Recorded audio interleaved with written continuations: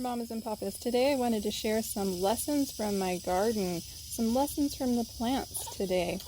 Now this is a little different from what you might think of typically as lessons from the garden. This is not gardening tips or herb tips. This is a lesson or a message that I was receiving from the plants as I was out working in my garden today.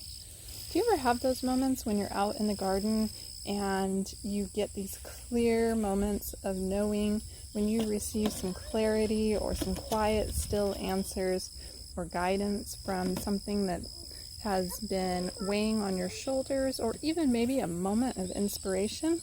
I get those all the time. In fact, that is equally as valuable, if not more, to me in having an herb garden as the actual medicine that I harvest from it. So today I was out in my garden and I was pruning back some various herbs, the holy basil and my sweet basil and some other plants, including the spilanthes. And I was sitting with the spilanthes. Spilanthes is not a plant that I have worked with before, so it's new to me, and so I've tried to be very receptive to not only just the organoleptics, meaning the taste and the smell, also the growing process, but also just learning from the wisdom of the plant itself. And so as I was pruning back some of these dead spots in the plant that occurred from some irrigation issues we were having, and then some torrential downpours we had for weeks on end. So this plant is not in its healthiest state. It was once very vibrant, but it became very stressed. And I was just thinking about the plant and how much I wanted it to do well and how excited I was to try its medicine during the seasonal cold and flus, the back to school time of year. How I wanted to integrate it into some mouth sore remedies and fungal and spirochetal infection type formulas.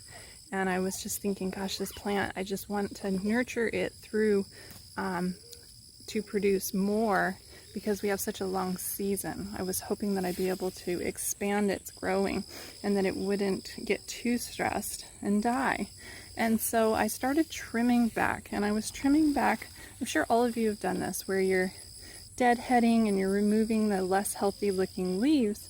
And I heard very clearly in my spirit, in my mind, this knowing of, it's like this for people too.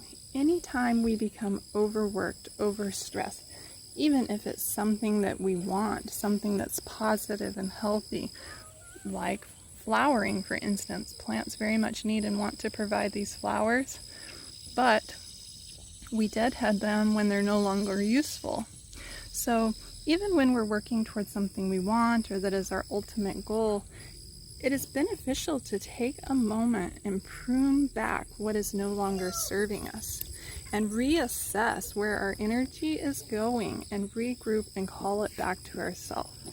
So I have been doing just that with the spilanthes.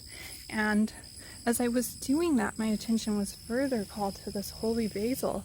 And I said, holy basil is such a gentle plant, and it has so many wonderful sattvic qualities where it calms and recenters the mind.